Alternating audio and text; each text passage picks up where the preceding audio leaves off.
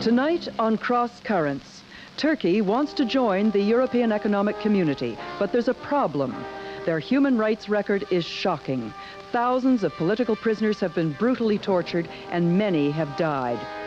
The government denies it, but the evidence is clear. Cross Currents with Jim Carney. People often question the value of international organizations. I'm talking about intergovernmental organizations, such as the Organization of American States, which Canada has just joined, and its regional counterparts around the world, like the Organization for African Unity, the Arab League, the Association of Southeast Asian Nations, and of course, the United Nations. Sometimes we see a clear purpose and benefit. For instance, when the United Nations sends an observer team to monitor the elections in Namibia. But the rest of the time, is it really worth all that fuss and expense? Isn't it just a big playpen for diplomats living like kings at our expense? Well, first of all, the diplomats are not employees of the United Nations. They're paid by their own governments. Secondly, the United Nations annual regular budget is about twice that of the Greater Vancouver Regional District, about $2 billion a year. It's pretty good value for the money. Tonight's film, Turkey, Trading with Torture, gives us another perspective on the value and function of intergovernmental organizations. The essence of tonight's story is that Turkey wants to join the European Economic Community, the EEC. Its application for membership is encountering some opposition, in part because the government of Turkey is accused of using torture in the running of its affairs, and that is just not acceptable in the boardrooms of Western Europe. The Turkish government vehemently denies the charges, but tonight's film presents pretty powerful evidence to the contrary. In fact, Amnesty International in early 1989 reported that in Turkey between 1980 and 1988, some 250,000 political prisoners were detained, and almost all were tortured. Thousands of them were prisoners of conscience, jailed for nonviolent political or religious activities. Over 700 death sentences were passed. 50 executions were carried out between October 1980 and October 1984. Over 200 deaths occurred in custody, many alleged to have been the result of torture. According to Amnesty International, the maltreatment of political prisoners is only one aspect of extensive human rights violations in Turkey, which also include the detention and torture of juveniles. In denying these charges, the government of Turkey points to its own constitution and laws, which indeed make torture illegal. But let's stop and look at just why Turkey would want to join the EEC. First, the EEC is a powerful, rich trading area, a huge source of investment capital and hard currency, and a mega market for low-cost Turkish goods. But even more importantly, joining means membership in a rather exclusive club, a status which gives the government credibility and legitimacy, and very substantial economic opportunities and advantages. As a member, you're part of the group that sets the economic and to some degree the political agenda for the world, the group that makes the rules and interprets those rules. You have access to information, you get to know important people, and to go to terrific parties. Okay, but what on earth does Turkey offer the EEC? In two words, strategic position. Turkey is the only pro-Western country in the European region that borders directly on the Soviet Union, offering sites for NATO military bases. It cuts the Soviet Union off from the Mediterranean Sea and inhibits Soviet influence in the oil-producing states of the Middle East. In short, Turkey is vital to NATO, and membership in the EEC would draw Turkey just a little more firmly into the Western camp, into the family, although the family has always considered Turkey a rather disreputable and unruly relative at best. Indeed, Turkey and Europe have spent most of history loathing each other. From about the 7th century until a mere 70 years ago, most of what is now Turkey, the Middle East, and North Africa was Muslim, an Islamic empire, the absolute antithesis of Christian Europe. For more than 1,000 years, until after World War I, the entire region was controlled by the Seljuk, then the Ottoman Turks. There were terrible wars between the Turks and European powers. The Crimean War, Gallipoli, then World War I. The Turks established a reputation for barbarous cruelty. In the last 30 years, Turkey has been subject to 3 military coups in 1960, 1970, and 1980. In each case, the military has taken over during a period of actual or potential civil disorder in order, it claims, to preserve the 3 basic principles of the Turkish state. And these are the clear separation of church and state, the maintenance of social peace by ensuring that no one class dominates, and the maintenance of a single, indivisible state vis-a-vis certain rebellious ethnic minorities such as the Kurds. Under an elected civilian government since 1983, these principles have generated a constitution and a body of law that define as crimes a wide range of activities deemed to be prejudicial to the state, which we would see as basic civil rights. In Turkey, such crimes carry heavy penalties, including death. What does this have to do with the EEC or intergovernmental organizations? Well, if Turkey wants to join the club, it has to abide by the club rules. And while the gentlemen in Europe aren't above a little economic blackmail from time to time, they draw the line at flailing the soles off the feet of young girls. Turkey is going to have to clean up its act. And here we see an example of the real power of international organizations. They may not be able to legally enforce rules they make, but peer group pressure and moral suasion are powerful tools to ensure conformity. No nation likes to be considered a pariah, to be ostracized.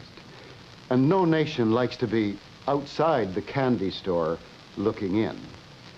Now, Turkey, trading with torture.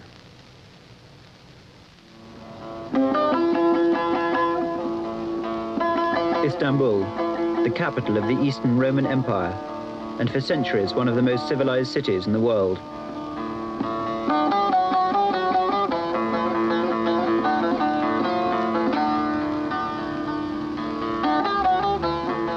It's now Turkey's industrial capital and a rapidly growing financial center.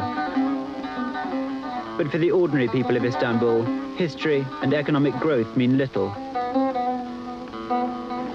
For besides the daily struggle to feed and clothe their families, many Turks have learnt to live with a fear unknown in most of Europe. A fear that any political activity, any involvement in a trade union, could lead to arrest and brutal, inhuman torture at the hands of the police.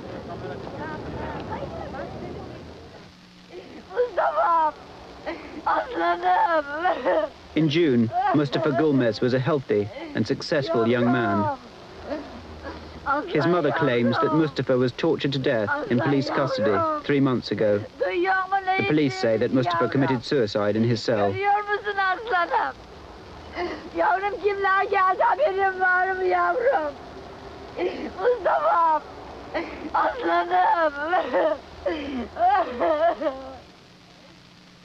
His family took this photograph as he left home to complete his military service.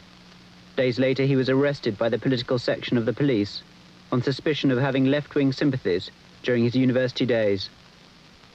Sol düşünceden öldürüldüğünü sanıyorum. Oğlum çok kişilikli bir insandı. Kendini öldürecek tinette bir çocuk değildi. Hiçbir eksikliği yoktu. Zirveye çıkmıştı oğlum. Çok güzel bir kişilikli bir çocuktu. Sağlam yapılıydı. Sağlıklıydı. Çok iyi bir evlattı ayrıca. At the same time that Mustafa Gülmez was being interrogated, President Evren of Turkey made his first state visit to Britain. President Evren was invited by Mrs. Thatcher on her visit to Turkey last year. The Prime Minister went there to closen relations with Turkey and promote British industry, like this British gas project. So there's no doubt that you've chosen the best possible team for the job. And what a good advertisement for privatization as well. On this visit, the Prime Minister was preoccupied with trade and diplomatic issues. She was apparently too busy to discuss human rights and torture. Both those visits were a great success. We have a common platform that we work from with the Turks. And I certainly find that they have the warmest feelings for us, and I think we reciprocate those feelings. These warm relations have a lot to do with Turkey's desire to join the European community. Turkey sees Britain as a friend to advance its application.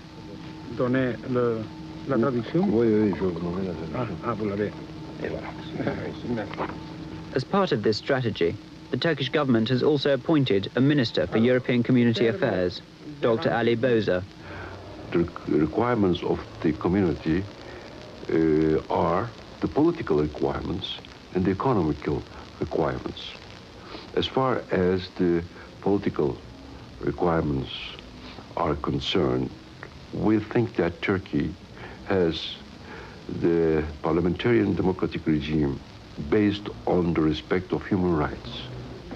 This year, the Turkish government, under Prime Minister Özal, ratified both the UN Convention Against Torture and the European Convention on the Prevention of Torture. It recently, for the first time, allowed the formation of a human rights association. But in spite of these moves, the association claims that the government has done little to stop torture. Türkiye insan hakları yönünden çok sorunlu bir ülkedir. Bu sorunlarda bir öncelik sıralaması yapmak zordur. Ama işkenceden başlayan, yayın hayatını içine alan, cezaevlerini içine alan türlü sorunlar yaşanmaktadır. Bugün sanırım ki düzenlenen yasalarla, kabul edilen sözleşmelerle, onaylanan sözleşmelerle hukuksal altyapısı oluşturmakla birlikte maalesef işkenceler sürmektedir. Bu önemli bir sorundur. The Human Rights Association have taken up the case of Mustafa Gülmez. Convinced that their son was tortured to death, the family went to their MP and lawyer for help. The police maintain that Mustafa hanged himself with the sheets in his cell, but according to his lawyer, this is impossible. Bir kere karakollarda yatak, çarşaf ki çarşaf lazımmış. Yastık diye bir olay olmaz. Nezarethanede böyle bir şey olmaz. According to independent measurements, the cell in which Mustafa is supposed to have died was not high enough for him to have hung himself. Ümidimiz sizlersiniz ve yurt dışındakiler, bu kardeşler, yurt dışındaki TV'ciler, her neyse herkesten bir şeyler bekliyoruz biz. Çok ümitsiz ve çaresiziz. Dört duvar içinde ağlamaktan başka bir bildiğimiz yoktur. Böyle olmamalı yani. Olmamalı böyle. Because of doubts about the cause of Mustafa's death, his parents asked for a new autopsy from the official medical service. But the state refused to allow either the lawyer or a doctor to be present. Months later, the results haven't been handed over, and Mr. and Mrs. Gülmez still don't know how their son died. The Human Rights Association maintain that for every person who dies in custody, hundreds more are tortured. It claims that some of the most common forms of torture are hanging by the hands, known as the Palestinian hanger, hanging upside down by the feet, known as the butcher's hanger,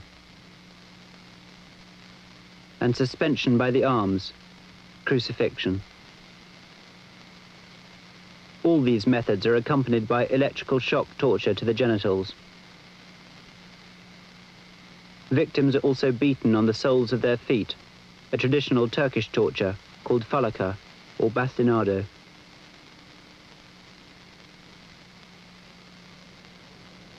This 16-year-old girl claims she was tortured repeatedly for 22 days in Istanbul in April this year with many of these methods. Önce soydular zaten. Üstünde bir pardesüm vardı, bluzum. Önce onları çıkarttılar. Yani üst kısmım çıplaktı. Ondan sonra işte kollarımı iki yana ayırarak Arkadan sopa. Yani kolların uzunluğunda, omuza da kaplayacak bir sopa. Onun üstüne battaniye sardılar. Onun üstüne de kabloları.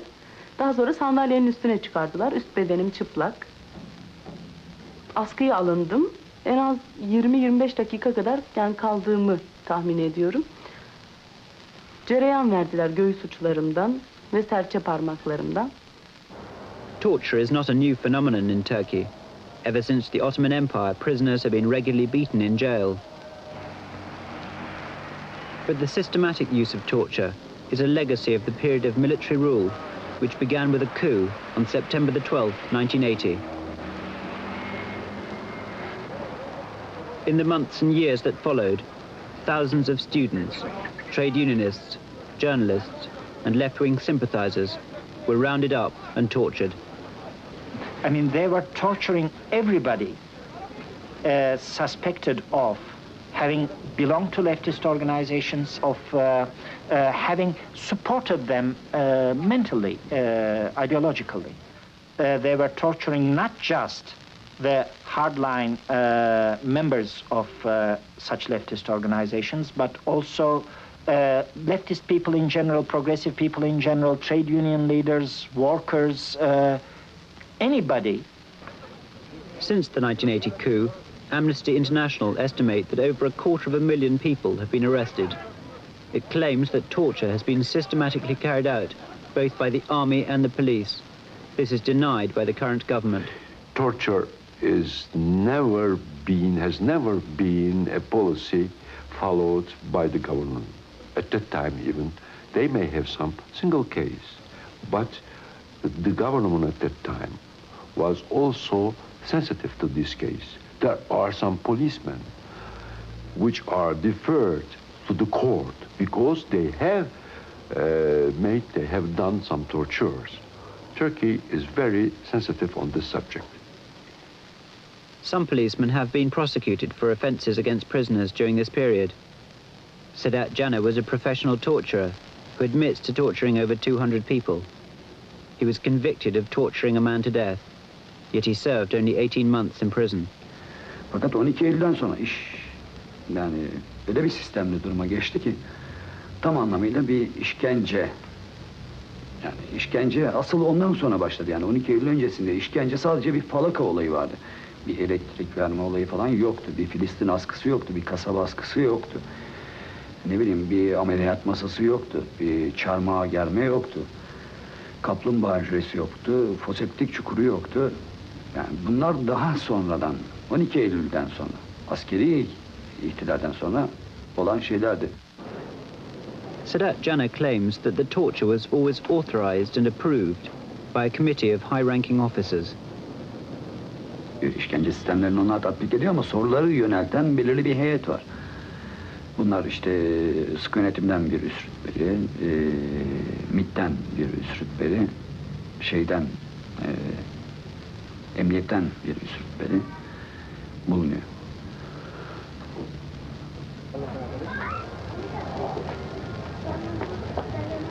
Since the end of military rule and the return to democracy, Turkey has become a major tourist destination. The government has pursued a successful public relations campaign to convince the rest of Europe that torture is no longer practiced in Turkey. They've been very successful. If you start from the 12th of September 1980, at a time of civil war virtually in Turkey, what happened thereafter was that the army had to move in and move in hard. But I think they've made tremendous strides since then. This month, the European Parliament approved another stage in Turkey's application to join the common market. Gert Lemmer is vice president of a special European task force assessing the application. We hear from time to time that in police stations anywhere in Turkey or close to eastern Turkey, that in police station a kind of torture has happened. If we hear about this, we mention this immediately to the Turkish government, and we know that the Turkish government will interfere immediately. But an Amnesty International report, to be published next week, maintains that the Turkish government does little to prevent torture. The reality is that torture is widespread and systematic, that confessions obtained through torture are admissible in Turkish courts, that there is not effective prosecution of allegations of torture, not effective investigation, there's no independent investigation of the interrogation process, and that lawyers and doctors aren't given access to people in police custody in a situation where political prisoners are systematically tortured. Torture is not practiced in Turkey. It has been never the state policy to practice the torture in Turkey. And now the Turkish press is completely free, and we have the opposition in the parliament. If some cases appears on this subject, the Turkish government will be criticized by the press and by the opposition in the parliament.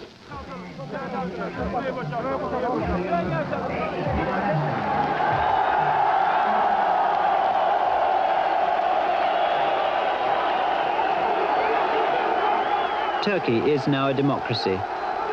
The main opposition is the Social Democratic Party, led by Erdal İnönü. For him, ending torture, which does not officially exist in Turkey, is a vote winner. It's a policy that's gaining his party wide support.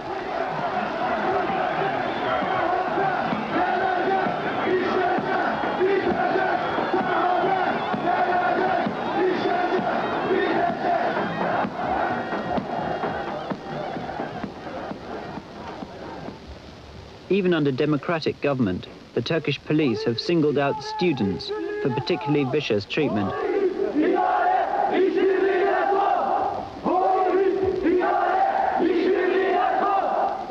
Political activity at universities is severely restricted, and plainclothes police operate on the campus. Polisin üniversiteye etkisi yalnızca yönetime direktif verme şeklinde görünmemektedir. Polis İdare işbirliğine son. Üniversitede polis istemiyoruz. Yaşasın demokratik özerk üniversite mücadelemiz.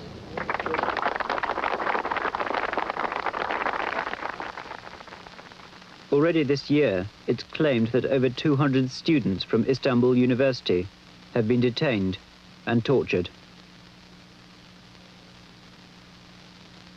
Göz bağım biraz gevşekti. Gördüm işkence aletleri vardı. Bana işkence yapılacağını düşündüm. Duvara ittiler. Çarptım duvara. Ne olduğunu anlamaya çalışıyorum. Elektrik verecekler diye düşünüyorum.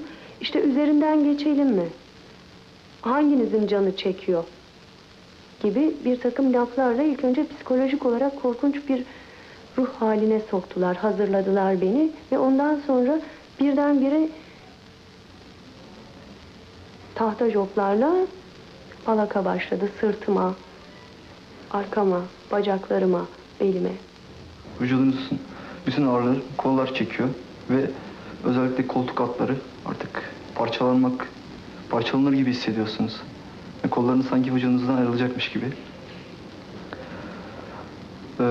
Bir yandan da elektrik veriyorlar askıdayken. Bu elektrik daha çok cinsel organa ve baş parmaklarına yönelik olarak. Sanıyorum bir manyetoyla sürekli çeviriyorlardı. Çevirirlerken vücut kasılıyor, geriliyor, inip kalkıyor. O şok etkisiyle, elektrik şokunun etkisiyle. Askı süresini tam olarak çözemiyordum. Çünkü arada bir baygınlık geçiriyordum. Baygınlık geçirdiğimde askıdan indirilmiyordum. Su atılıp üzerime, çıplak vücuduma elektrikle tekrar ayıltılıyordu ve tekrar işkenceye devam ediliyordu. Filistin askısı sorgulama yapılan şahıs üzerinde en çok etkili olan sistemlerden bir tanesidir. 20 dakikadan fazla dayananını görmedim. En fazla 20 dakika dayanabilir şahıs, ondan sonra kendisini kaybeder. Eğer şansı varsa kaybeder.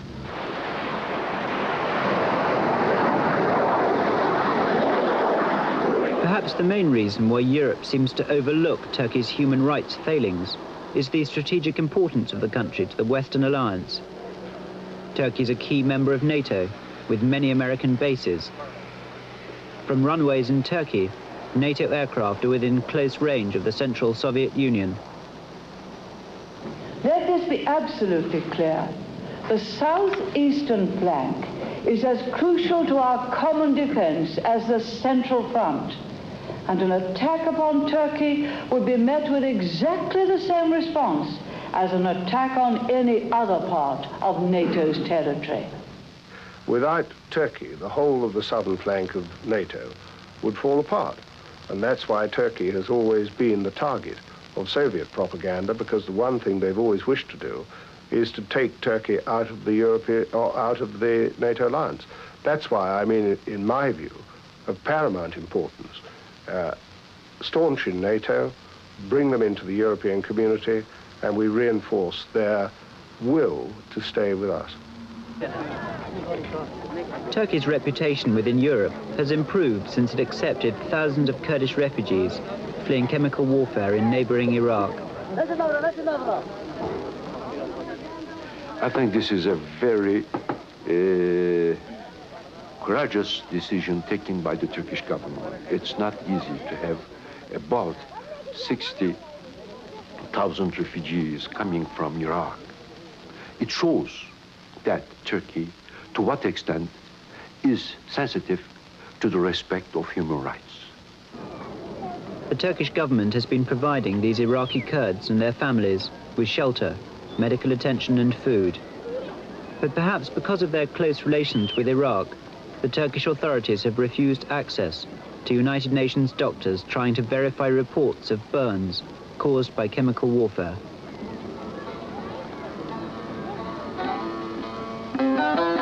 The reception given to the refugees sharply contrasts with Turkey's treatment of its own Kurdish minority who live in the surrounding area. Kurdistan is a vast and barren region in the south and east of Turkey, which borders Syria, Iran and Iraq.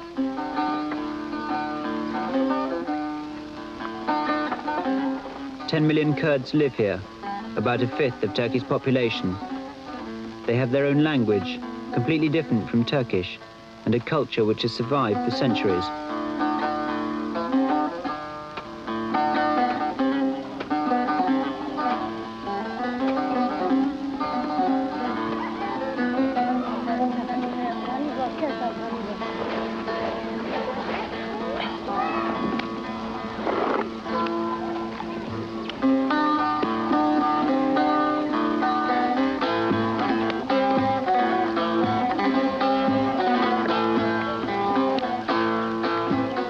Life for the Kurds is hard, and few villagers know or care anything about the European community and its economic policies.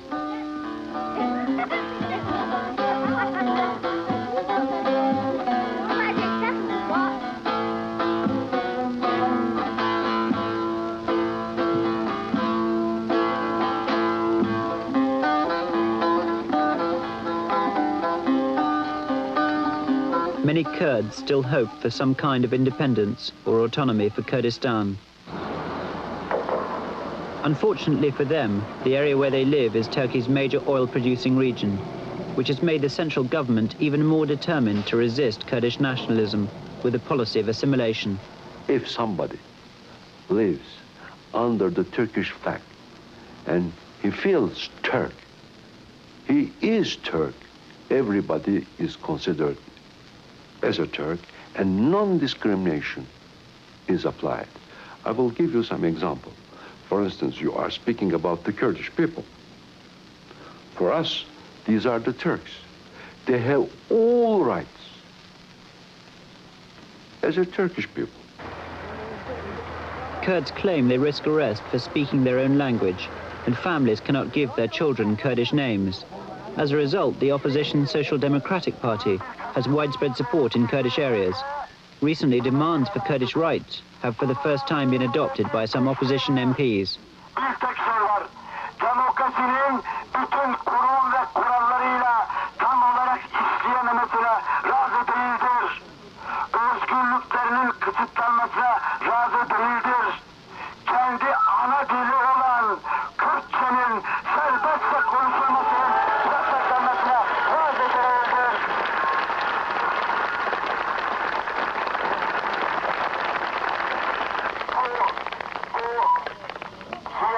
Kurds claim that the authorities detain and torture anyone suspected of supporting demands for Kurdish rights. This repression led to the formation of the People's Party of Kurdistan, the PKK, in 1984. The PKK have carried out terrorist attacks against the Turkish army and police. The army has responded with a harsh counter-guerrilla campaign in rural areas. We have many cases in the southeast of Turkey, where many of the Kurdish population live, of civilians being tortured, in some cases for refusing to join the civilian militia, which is meant to pursue the Kurdish guerrillas. And there are many cases of villagers in that area suffering torture. Political activity in the region is strictly controlled, and the whole area is governed under emergency powers.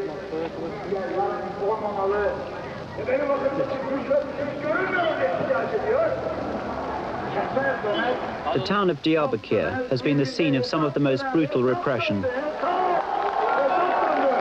It is only in recent years that the military have allowed any political rallies in Diyarbakir. At this meeting, former Prime Minister Süleyman Demirel, who was deposed in the 1980 coup, called for all remaining political restrictions to be lifted and for the restoration of full democracy. In the years after the coup, thousands of Kurds were rounded up and tortured.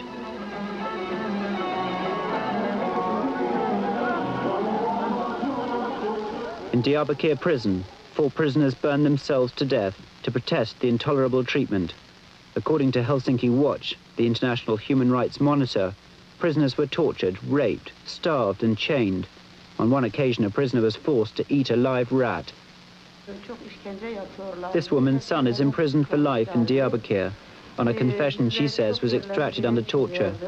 She's tried everything to draw attention to her son's case. Her yere biz dilekçe verdik, milletvekillerine rica ettik, cezaevin müdürlüğüne, savcılara dilekçe verdik. İyi bir haber alamadık ve çocuklarımıza çok kötü vahşice hareket ediyorlardı. Onlara baskı ve işkence yapıyorlardı. Ondan dolayı dayanamayarak bayram akşamı kendime gaz döküp yaktık kendimi. Her protest was in vain. Evet. Her son is still in prison. I consider that these are not the political prisoners. Why? Because they are determined to destroy the Turkish society, to destroy the democracy. In this case, all the democracy must have right to make their own defense. There is never any justification for government to torture. In civil war, in any situation, both the Universal Declaration and the European Convention on Human Rights make it clear that all citizens should be free from torture. To try and monitor abuses in the Kurdish region, the Human Rights Association has set up an office in Diyarbakir. The local police continuously harass the organization. One of their workers was arrested recently after a visit to the prison to inspect conditions. He witnessed the appalling treatment given to prisoners. Gözleri bağlı insanların sorgulama odasına götürüldüğü, orada gene çığlıklar, bağırmalar ve çıplak bir şekilde çıkartılıp tekrar çıplak bir şekilde aynı sorgulama odasına götürüldüğü ve onun sonucunda pelte gibi insanların kendi hücrelerine doğru götürülmek üzere artık nereye götürülüyorsa çıkarıldığını görüyordum. Bu arada tabii yaşayan arkadaşlarla da konuştuğumuzda orada elektrik, hayaları sıkma, daha sonra askıya alma, onun dışında bir sürü işte kabadayak olduğunu duydum. A recent human rights case involves this man, Dervish Safgat, whose family claim he was tortured to death in August. An independent examination carried out on his corpse stated that his feet had been burned, his skull smashed, and that Dervish had been tortured to death. But according to this government autopsy, Dervish died after being shot in the head. To resolve the contradictions, the authorities demanded another autopsy. The local prosecutor and doctor were sent from the nearest town to open the grave and exhume the body.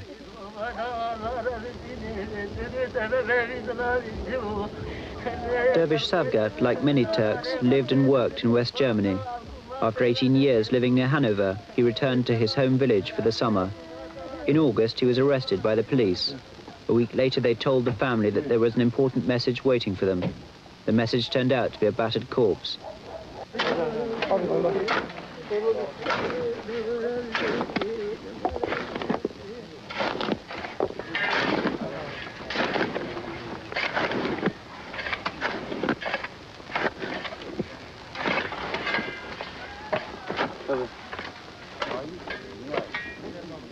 The grave was opened so that the head could be removed for further examination to find out if there really were any bullet wounds.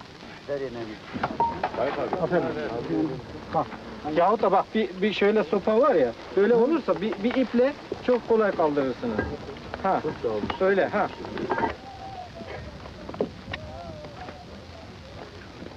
Ezilen kafanın kalmaz, dağılmaz. Ne olur yani, zaten dağılacak. Kafa ezilmiş, ezilen kafa dağılır ya. Çıkardın mı bu kafayı çıkarttın mı? Kestim şeyin boyununu. Koy yanına, torbayı yanına koy. Böyle bozamadan komple al yani, dağıtma oradan. Yani parça kalmaz. Dağılmış artık elinden, sağlam. Alabildiğin gibi. Yalnız doktor bey bak da şimdi usulü uygun olup olmadığı seni. In spite of protests from the family's lawyers, the head was packed to be sent away to the Adli Tip, the judicial medicine department of the government.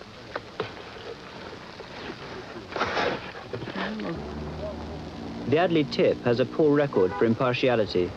It is alleged that they deliberately cover up evidence of torture by issuing false medical reports.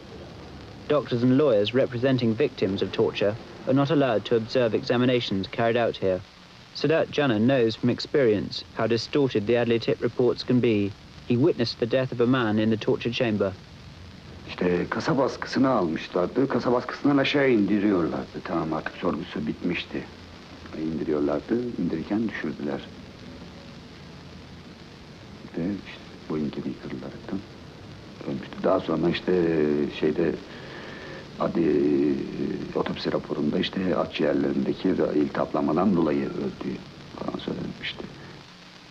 Doctors at the Adli Tip are reluctant to give the cause of injury as torture, but an independent examination often reveals otherwise. I remember an example that a patient, he had very severe damage and scars underneath the feet, and that was really not possible.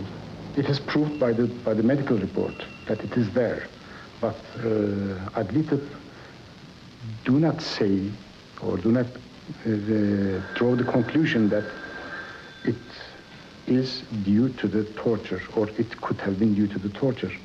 What else could it be? Torture victims are normally kept in prison until their wounds have healed. But unusually, this man was released after basic treatment in custody. According to an independent doctor, his feet carry the scars of beating and the burns caused by the attachment of electrodes.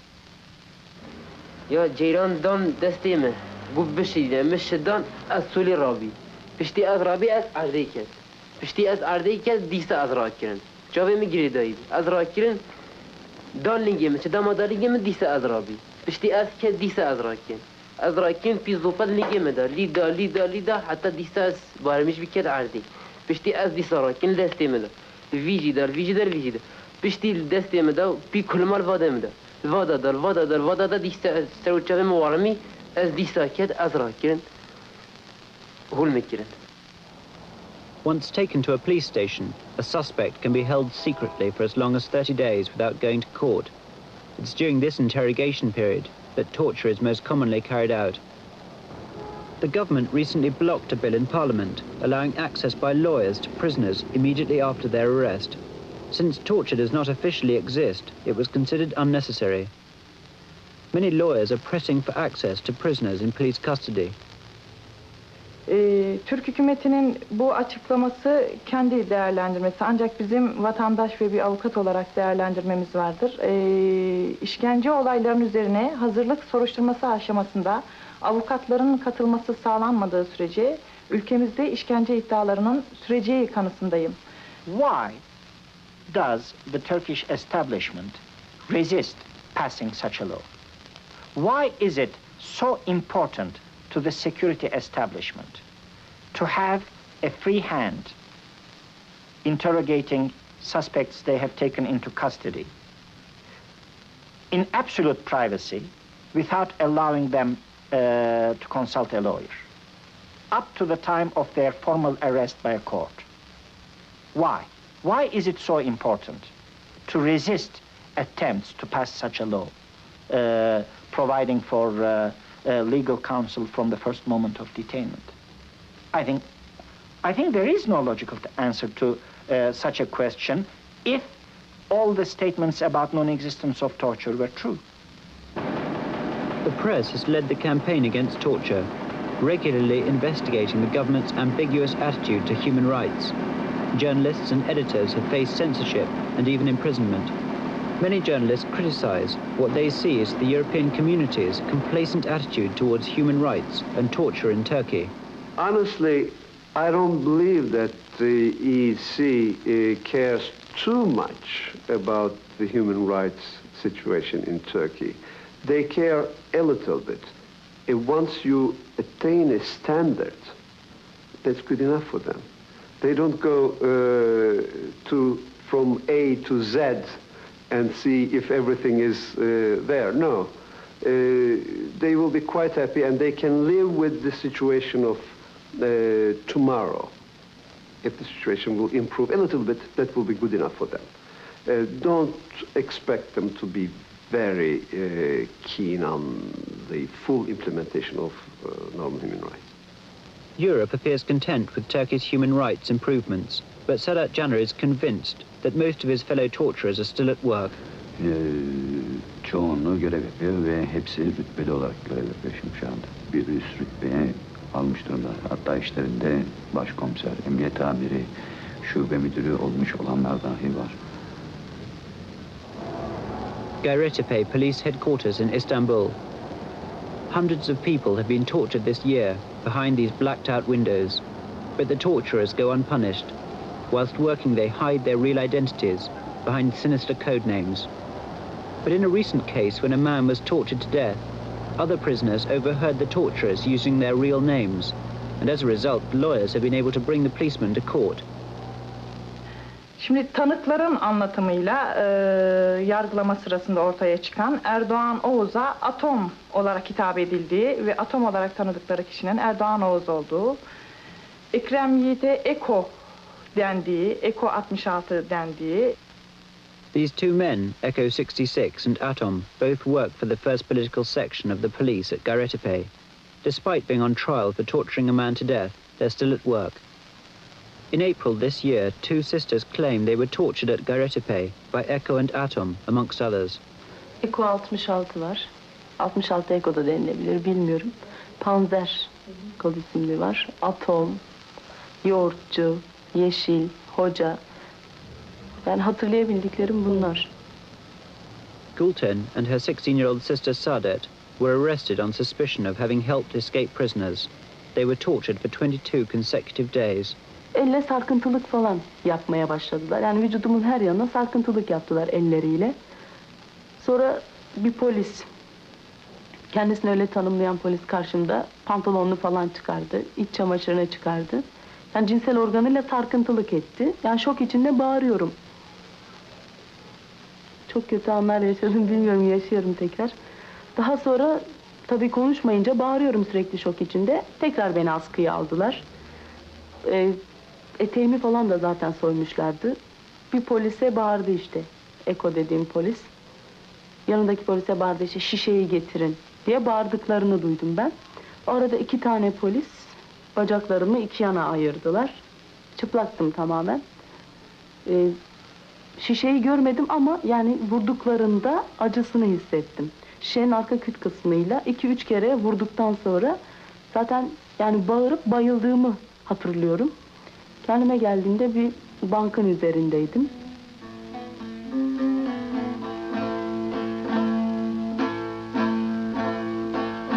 Bugün görüşmek Saadet and Gülten, who are professional musicians, were released from prison without charge.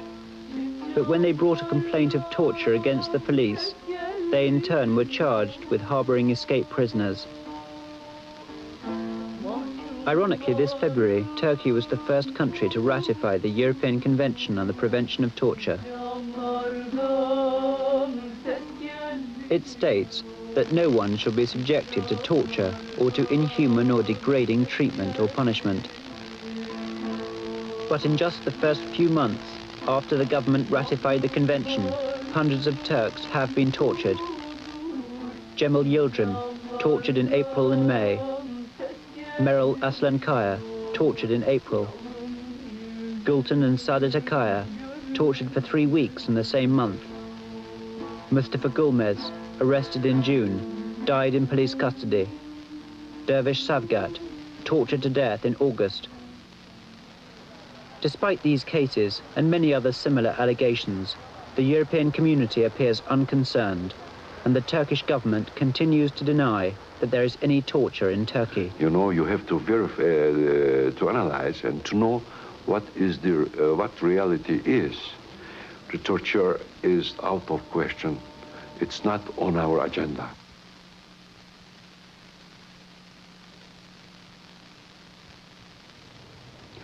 One of the things we often lose sight of in our open, free Western democracies is that our whole system is based fundamentally on trust in the government, or at least trust in our system of government. Sure, we live in a blizzard of criticism, argument, and conflicting opinions about the government, any government, and its policies. But at bottom, we believe that ultimately, through the democratic processes of debate and elections, our government, whatever it is, will get the facts, act responsibly and honorably, and manage the ship of state in everyone's best interests, more or less. The proof of that is the storm of outrage and horror at any indication that a government, in some particular instance, has betrayed or might betray this fundamental trust. Consequently, it is horrifying to find evidence that a national public administration, as distinct from politicians who are relatively transient, has systematically, over a period of years, either ignored facts and deliberately obscured them, or has simply lied outright in matters of life and death, affecting people under its responsibility. Our film next week is called Hotu Peno. That's a Polynesian word meaning poisoned fruit. The film is about French nuclear testing in the South Pacific, and in particular, the effects, both medical and psychological, on the indigenous peoples of French Polynesia. Here's a preview. E prohia o tōna tomato motupuna e mau hotu painu. Hotu painu pai oto. I ona rau e tēnei rute whanhora, me te mea rehe, te whea api, mātou te mea te maohoi. Te whea api maohoi, o rato hotu painu, i o rato iso. E tera mō rātere no rapa, no rato i at whenua. Kua maua nei te tamata matara atomi, whare rātu I te pūai. Kua horo o mea nei tō tau o tia mara. No hei, I te I whenua. Ai tā tuera, wea no te tamatape ai te tamata matara atomi. E tāna whatura a, e tāna atu I te amorira I te moatua, te wenei tāna whanhora. Tēnei rā te me e wa mehere, wa ere o nei tau maiteira. E te whaterehia nei te nuna maoi na te hau e whenua e ro i osu.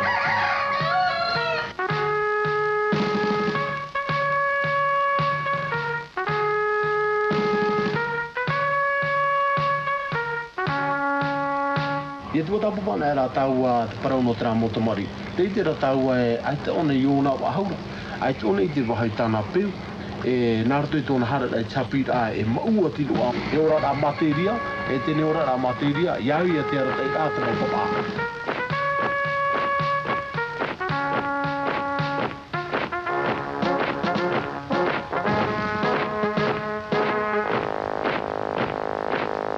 France lets bombs off in the Pacific. France puts its president in the Pacific to crow about it.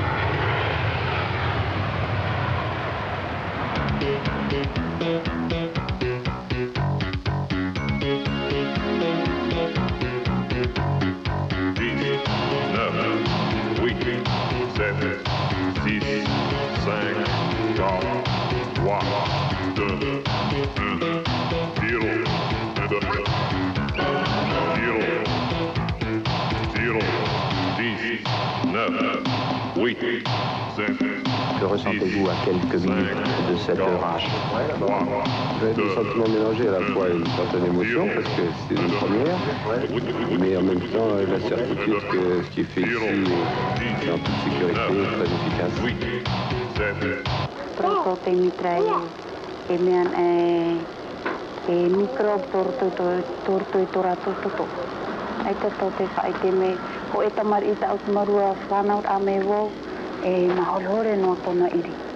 Va ta itu homa pai o bo mai ya ra ma ka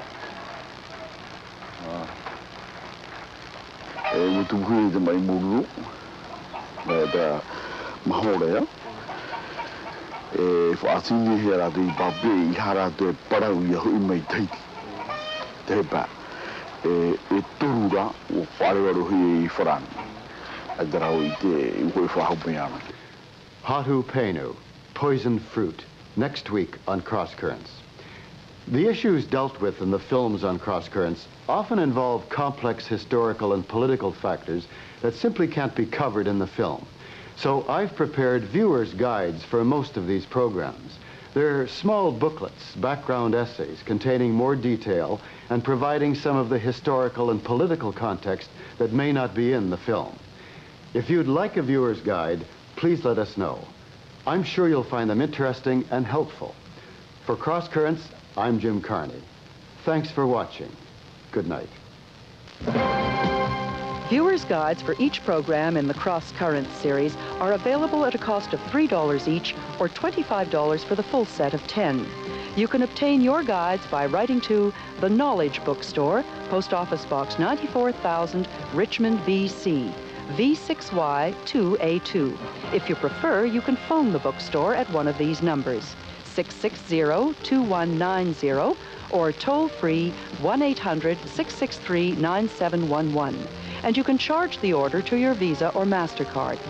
Once again, the cost of these informative guides is $3 each or $25 for the set of 10. Order yours now.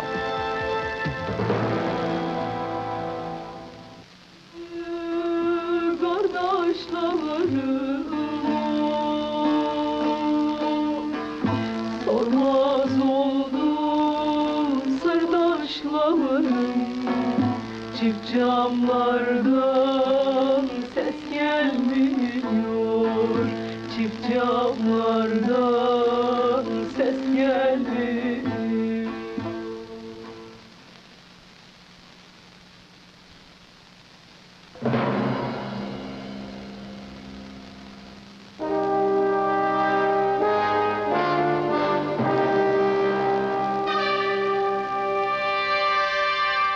Thank you.